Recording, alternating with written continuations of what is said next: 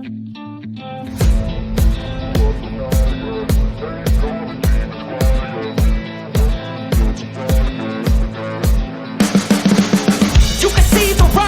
información en este sitio web no pretende ser una recomendación para comprar, vender o realizar otro tipo de inversiones. Todo el material ofrecido es solo para fines educativos. Los miembros del Chiringuito de Valores no se hacen responsables de cualquier aplicación indebida que la gente pueda hacer de los datos. Su información es puramente instructiva y no debe ser utilizada como base para consejos de inversión o para valorar acciones u otros bienes, ya que simplemente se discute en pensamientos teóricos. Los miembros CDV recomiendan consultar con un experto homologado por las autoridades financieras competentes en caso de querer operar en los mercados de capitales. Antes de tomar una decisión de inversión, cada inversor debe llevar a cabo su propia investigación y asumir la responsabilidad de sus elecciones. Muy buenas tardes, ¿qué tal? ¿Cómo estamos? Bienvenidos de nuevo al repaso de mercados del Chiringuito, un viernes de Chiringuito más. En este caso vamos ya por la 12ª emisión, una docena ya de repasos llevamos. Y nada, vamos a seguir intentando gestionar los juegos, ¿no? Entre comillas. Una semana movida, una semana en la que se han corregido varios activos, en la que hemos visto movimiento. Ahora iremos a nuestro dashboard, el dashboard del Chiringuito en el que comentamos todos estos temas, y que además hoy viernes cerramos con, bueno, a las 2:30 el dato de paro de Estados Unidos, ¿verdad, Eric? Sí, efectivamente, tenemos el dato de paro de mayo, que va a ser interesante porque en definitiva, si bien sabemos que es un dato rezagado, en definitiva, es un dato que está en mínimos históricos y sigue dando mínimos históricos, y a pesar de que las previsiones económicas indican de los diferentes analistas de que tendría que haber, o se tendría que empezar a reflejar un cierto incremento del desempleo, la realidad es que cada vez que viene un nuevo dato, ese nuevo dato mejor aún. Sí. Y es, bueno... Hay que tener en cuenta que esto lo hemos comentado más de una vez, ¿no, Eric? Que más empleo significa más gente trabajando, por lo tanto más gente cobrando y más carne al asador a esa inflación que parece ser que empezamos a poder controlar, pero que esto lo comentaremos en futuras ediciones. Entonces, Eric, no sé qué te parece si pasamos a nuestro dashboard. También antes de entrar en materia, recordar que hoy tenemos el tema de un gráfico nuevo, el rebasement, que ya publicamos un par de ideas aquí de la mano de nuestro licenciado y nuestro doctor Eric, y que hoy vamos a poder explicar un poquito más en profundidad para también que veáis cómo va enlazando con todo lo que es el Intermatex y el top-down, que es la técnica que utilizamos de análisis aquí en el Chiringuito para tomar esas decisiones de inversión pues, que aplicamos con nuestros clientes, etcétera, etcétera. Entonces, Eric, si te parece, pasamos al dashboard y cuéntanos un poquito. Miki, si nos puedes pinchar el dashboard, siempre tenemos a Miki en los platos. Un saludo también para él, se lo recordamos y vamos a ir. Sí, perfecto. Bueno, para cerrar el tema del desempleo, que quería hacer un comentario adicional. Por supuesto. Uno de los factores del desempleo es que si ustedes observan el PMI de servicios, que es la actividad de servicios en Estados Unidos, como en varios de otros países desarrollados, aún se mantiene con mucha capacidad de traccionar la economía del sector servicios, porque como bien lo hemos visto en otros análisis, el PMI de manufactura sí está en un terreno de contracción económica.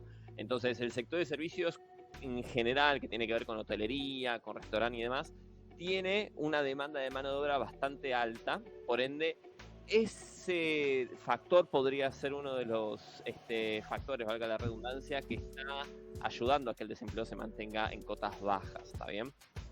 Dejando ese comentario de lado, vamos a nuestro dashboard de Intermercados, como hacemos todos los viernes. Si bien todavía tenemos un viernes que Estados Unidos no abrió, en este caso hicimos la sesión del Chiringuito un poco más temprano de lo que hacemos habitualmente, pero vamos a tener un buen pantallazo de todas maneras de lo que ha sido el mercado durante esta semana. Y como siempre digo, nosotros voy a volver al gráfico general, siempre tenemos 4 secciones, la sección de arriba y la izquierda, los mercados de equity, ¿sí? De renta variable, Estados Unidos y Europa. A la derecha tenemos el sector de renta fija, donde tenemos la tasa de 10 años de Estados Unidos y la de Alemania y de España.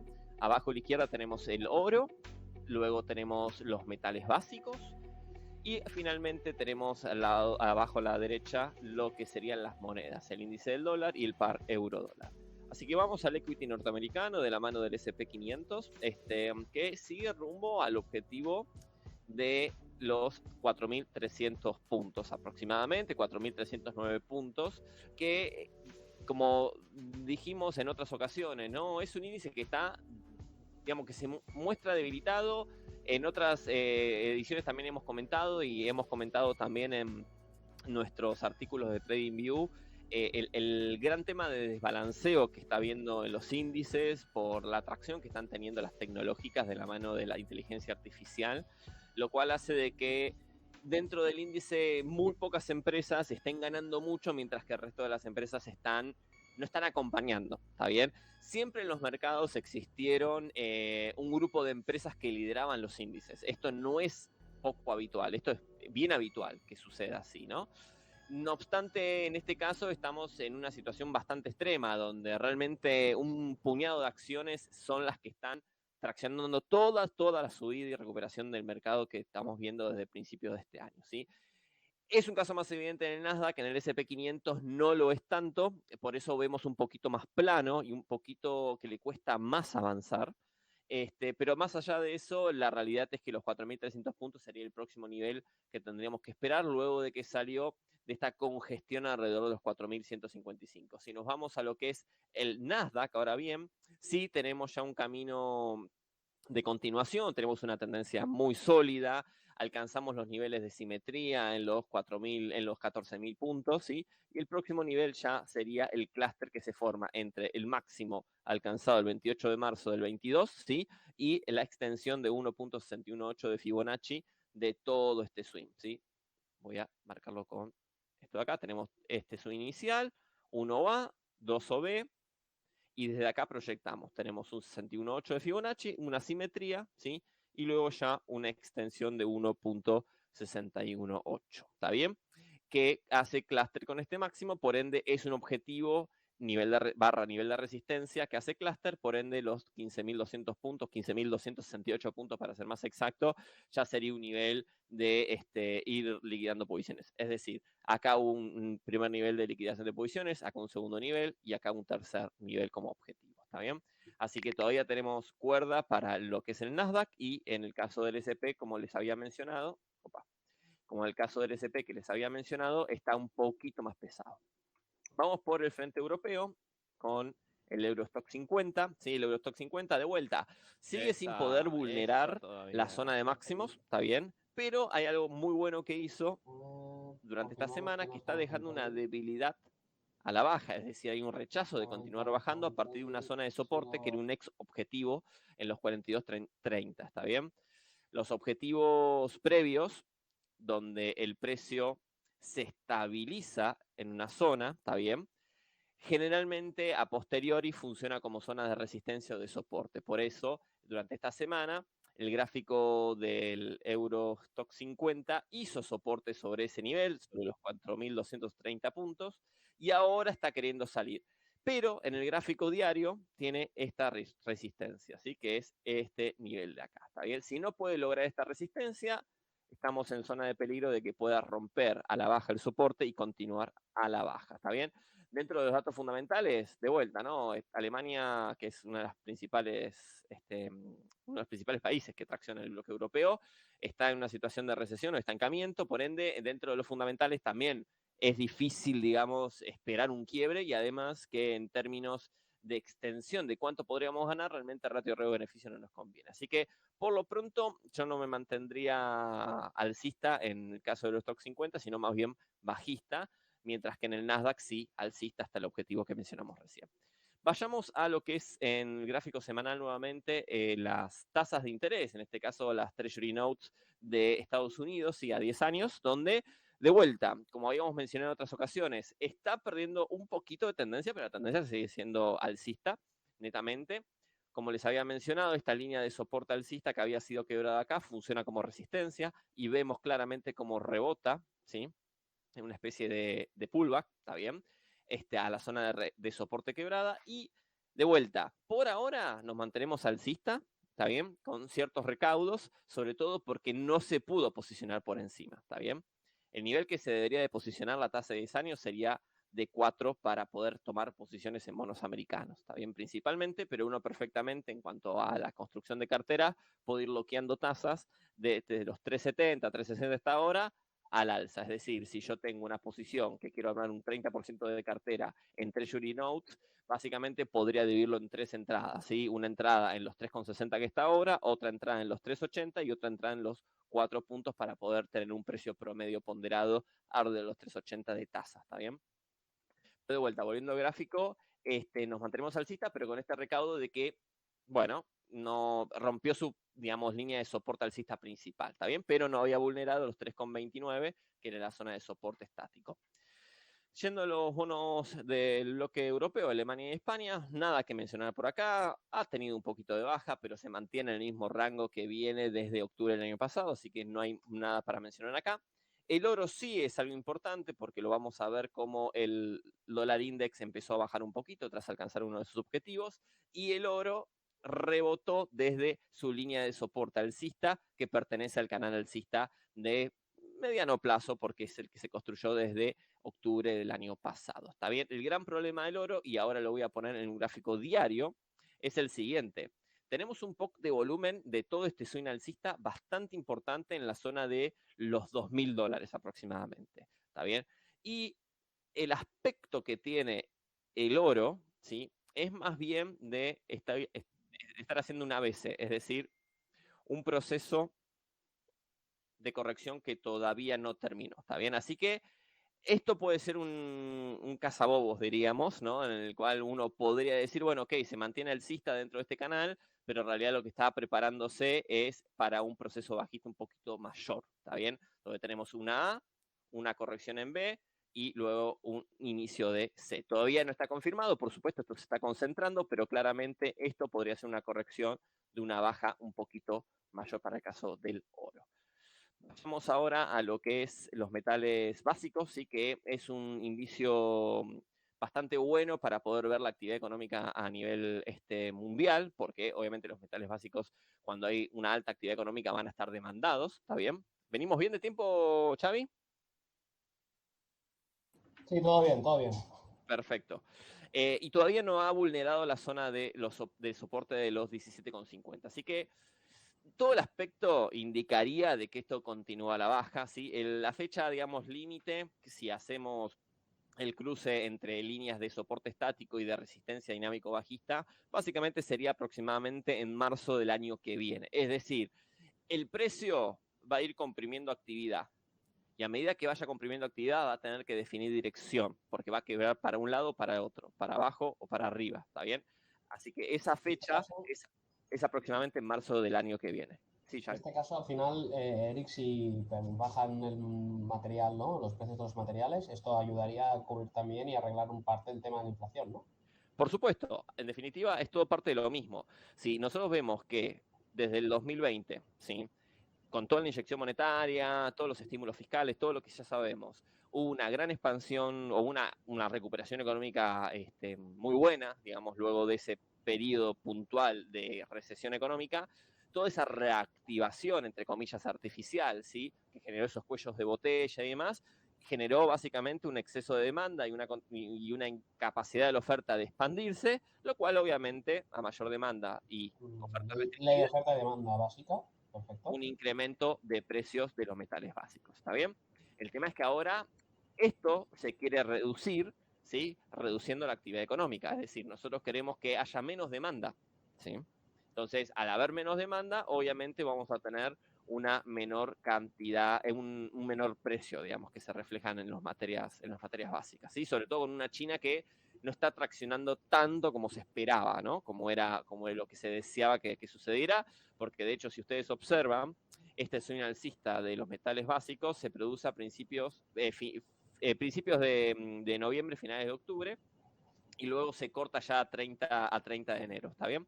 Así que básicamente acá se va a producir una compresión de volatilidad y si esa recesión llega finalmente, muy probablemente se termine de quebrar los 17,50 para buscar niveles más bajos, que pueden ser, por ejemplo, los $15.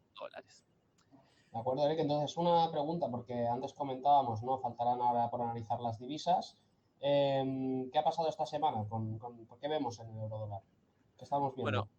vamos primero con el dólar index y después vamos con el euro dólar. En términos gráficos, lo que el dólar index hizo básicamente es alcanzar su línea de resistencia dinámica bajista, ¿está bien? Básicamente teníamos estos dos puntos marcados acá que hacían esta línea de resistencia, alcanza y rechaza. Si lo vemos en gráfico diario, lo vamos a ver un poco más milimétrico, ¿sí? voy a borrar acá para que no se nos moleste, ¿sí? Claramente tenemos una línea que se respeta, ¿sí? Con debilidades al alza, bastante marcadas, sobre todo la del día 31 de mayo, que básicamente esto viene también de la mano de de que se solucionó el techo de la deuda y ese conflicto, ¿está bien? Así que se alcanzó un primer nivel de resistencia, hay que ver si puede respetar esta zona de soporte de los 102,99, básicamente 103, para poder romper e ir a buscar los 105, ¿está bien? Pero básicamente alcanzó el nivel que estábamos esperando y rechaza la zona de resistencia. Y con el euro dólar también alcanza los 1,063, que era una línea de soporte estático muy importante, ¿está bien? No lo alcanza exactamente, sino el mínimo fue 1,0635, ¿está bien? Pero, digamos, que lo casi lo alcanzó. toca. Claro, que lo alcanzó y está quebrando la línea de resistencia dinámica bajista de cortísimo plazo. Así que esto invitaría a que el precio se extendiera un poquito más al alza, pero en estructura correctiva, aunque una de las hipótesis que yo sostengo con respecto al euro dólar es que la dinámica va a seguir alcista, ¿sí? Va a seguir alcista. De hecho, uno podría esperar un impulso alcista de estas características, un ABC, y luego una expansión hacia los niveles 1,14 y 1,20. ¿Está bien? Es decir, lo que tenemos acá es una primera pata de alza, una estructura correctiva flat y después una continuación alcista con los objetivos de extensión, que básicamente es extender este primer swing desde los mínimos de acá. ¿Está bien? Esa es una hipótesis, una de las principales hipótesis que yo sostengo con respecto al euro dólar, sobre todo de la mano de que en la medida de que la Fed deje de aumentar los tipos de interés, ¿sí? Porque el euro regana terreno. claro, va a seguir perdiendo terreno el dólar index. Y para cerrar el tema del dashboard, quiero simplemente mencionar el tema de las tasas de los tipos de interés de Estados Unidos. Para la próxima reunión del 14 de junio, que es dentro de 2 semanas, tenemos un 71% de probabilidad implícita de que las tasas se mantengan en el rango de los 500-525 puntos básicos. Es decir, sin movilidad, sin un incremento o sin un decremento. ¿Está bien? Si vamos a julio, tenemos, digamos, una distribución que ayudaría más o impulsaría más un incremento de 25 puntos básicos, ¿está bien? Por ende, estamos entrando en una zona un poco gris donde el mercado de descontar que iba a haber reducciones de tipos a esperar un aumento de 25 puntos básicos más, que obviamente va a ayudar al dólar index a mantenerse en una zona de rango, ¿está bien? Pero difícilmente tenga toda esta recuperación alcista. O sea, no podemos proyectar esto al alza. Es imposible, básicamente. ¿Está bien? Así que acá claramente estamos en una potencial corrección de continuación a la baja. ¿Está bien? Baja, ABC, continuación. ¿Está bien? Pero bueno, eso como es muy dinámico y depende mucho de los datos económicos y en función de decisiones de bancos centrales, va a ser una cuestión del día a día fundamentalmente, pero yo no creo que se revalorice mucho más el dólar index. Con respecto al techo de la deuda, nosotros teníamos las Treasury Bills de un mes, que obviamente son las Treasury que más presión reciben, porque son las que en definitiva hay que refinanciar, ¿está bien? Sabíamos ya desde antemano de que Estados Unidos no iba a defaultear, era muy difícil porque realmente era una... No lo iban a permitir.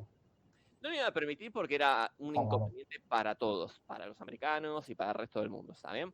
Así que esto se solucionó, la tasa de un mes empezó a bajar desde los picos de los 5,75, está en 5,10 y muy probablemente cuando, digamos, se aceite nuevamente todo el mecanismo de financiamiento de lo que es el Tesoro americano, es decir, la cuenta general del Tesoro, vamos a empezar a ver cada vez menos presión sobre los treasury de corto plazo, porque los treasury de corto plazo ahora están todos arriba de 5%, ¿sí? De hecho, el de 6 meses 5,46. ¿Y por qué sucede esto? Porque en definitiva, en la parte corta de la curva es donde se busca financiamiento de corto plazo para las operaciones de caja del Tesoro americano. Entonces, al haber habido una restricción en esa parte por no poder emitir mayor deuda, lo que va a haber ahora es una gran cantidad de emisión que va a empujar los precios a la baja, ¿sí?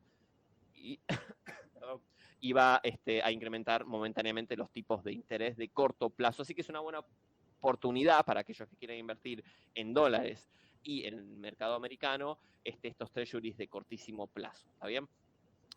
Y de hecho esto es así porque si nosotros vemos el anterior post que nosotros habíamos hecho del 10 de mayo sobre la curva americana, ¿sí? Vemos una curva, digamos que en la parte más corta se mantenía encima de 5, pero no en este nivel, ¿sí? No alcista, sino más bien bajista, ¿está bien? Así que el camino más probable que podamos esperar en las próximas semanas es que se restabilice bajando un poco el nivel de tasa en esa parte de la curva, ¿sí? No tanto en la parte larga, sino más bien en la parte corta. ¿Está bien? Así que esto sería para la parte de curva americana. Y por último, y no quiero extenderme mucho más, porque no sé ya cuánto tiempo llevamos, ¿está bien? Simplemente, estamos bien de tiempo. ¿estamos bien? Para mencionar el rebasement chart, que es un gráfico que también hicimos otro post dentro de nuestro canal de TradingView, para poder ver cuáles son los sectores del S&P que más fortaleza han tenido durante todo este año 2023. Y claramente tenemos dos ganadores, que son Servicio de Comunicación y Tech, que van de la mano, obviamente, del Nasdaq. Luego tenemos consumo discrecional, que obviamente dentro de consumo discrecional está todo lo que es consumo de lujo, ¿está bien? Lo cual con Xavi estamos haciendo un artículo para poder también transmitirlo en nuestro canal de TradingView y nuestro perfil de empresa del chiringuito dentro de LinkedIn. Y luego, obviamente, un SP con un moderado 10% de ganancia, ¿sí? Y luego viene el malón, como si fuera una carrera esto, donde tenemos el Russell y el resto de los sectores que realmente no han mostrado un empuje fuerte, digamos, a lo largo de este 2023.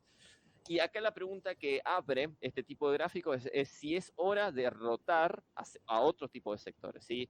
Consumo discrecional hizo un 20% del año. ¿Conviene irse a otro tipo de sector? ¿Sí? Rotar la cartera de equity a otro sector, porque este chart, ¿sí?, que tenemos acá es de intermercado y básicamente lo que está analizando son diferentes asset classes, ¿sí? Tenemos renta fija, equity, monedas, metales, commodities, etcétera. Mientras que este gráfico también renta variable pura. Es todo renta variable, por ende es, ok, nosotros decidimos nuestra porción de cartera que va a estar destinado a renta variable. Ok, tenemos sectores como tech o consumo discrecional dentro de nuestra cartera y venimos con este retorno tan bueno de 20% o más en el año, ¿está bien? ¿Es hora de esa porción de la cartera rotar los sectores que tenemos ahí o no? ¿Está bien? Bueno, es una pregunta que no vamos a responder ahora, pero para sirve este tipo de gráficos para preguntarse eso, justamente, ¿no? Si estoy cómodo aún en tech o prefiero irme a otro sector. Y para cerrar, no sé si Xavi tenés algún tipo de comentario, lo que queríamos analizar muy, muy brevemente era el comportamiento de Nvidia, ¿está bien? Que obviamente ha sido una de las perlas de estas últimas 2 semanas, con un salto en su cotización fenomenal de 24%, aún estando en máximos históricos, ¿sí? Ese incremento que ha tenido a partir de sus ganancias del trimestre y sus... Bueno, y el valor de año, que no tiene sentido, que es una pasada. Totalmente, o sea, realmente ha sido la estrella, obviamente forma parte de las tech, forma parte de las que están picando en punta respecto a la inteligencia artificial, y está en máximos históricos en $400 cada acción, ¿está bien? Y lo que quiero mostrar acá es un breve análisis, ¿sí?, de Elliott, que es la técnica que más utilizo, para ver cómo se viene comportando, ¿no?, el Nvidia desde la caída a principios del 2022 hasta lo que es hoy, que hizo nuevos máximos respecto a ese año. Entonces, nosotros vemos acá un proceso muy, muy claro de 5 ondas, 1, 2, 3, 4, 5, con un oscilador de Elliott. Esto después podríamos hacer, Xavi, no sé cómo lo ves, algún pequeño curso, ¿no?, dentro de que es el área de formación de TradingView.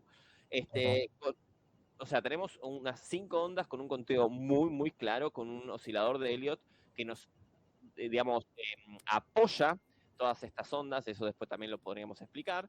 Y luego un proceso de ABC, ¿está bien? Porque no sabemos si va a haber después una 4 o una 5, por ende a priori es un ABC o 1, 2, 3, que es lo que estamos disfrutando ahora, básicamente. Porque tenemos un impulso alcista inicial, iniciado obviamente en octubre, como todo el resto de las acciones de la economía americana, del mercado americano, un retroceso a la zona de máxima estabilidad de 61.8 y luego un una extensión que cumple todos los objetivos. El objetivo de 61.8, el de simetría, el de 161.8, que como observarán, hacía clúster con el máximo previo de la 2 del swing de baja anterior, del ciclo anterior de baja, en la 2.85, y finalmente se sobreextiende hacia los niveles que tenemos ahora en 400 puntos. Así que el gráfico mostraba e invitaba desde el punto de vista de Elliott una operativa de trading en semanal, ¿está bien? Y si nos vamos al gráfico diario, para solamente analizar el swing ABC que tenemos ahora del 2023, lo que estamos observando es lo siguiente, ¿está bien? Nosotros tenemos acá, y voy a borrar esto para poder mostrar la construcción de este gráfico, ¿sí? Tenemos exactamente lo mismo, tenemos un impulso, un retroceso a la zona de 50.61.8 y después una extensión, ¿sí? Que va perdiendo momento a medida que va llegando a los últimos targets, ¿sí? Donde el último target que yo tenía establecido era los 289, 267 como clúster, ¿está bien? Y que además formaba parte del techo de este canal alcista, ¿sí? Este canal alcista se formaba por el punto de mínimo de octubre, el punto de mínimos de diciembre, ¿sí? Y lo extendíamos hacia los máximos de diciembre del 2021, ¿está bien? Trazábamos este canal alcista, ¿sí?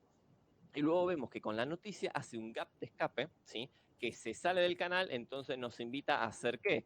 Nos invita a desdoblar este canal, ¿está bien? Entonces, para aquellos que quieran seguir estando dentro de lo que es Nvidia, básicamente el próximo nivel que podríamos esperar de techo, ¿sí? De Nvidia, ya serían los $500 que corresponde a la zona del techo del canal desdoblado. Así como también la zona de soporte es la zona de máximos anteriores, ¿sí?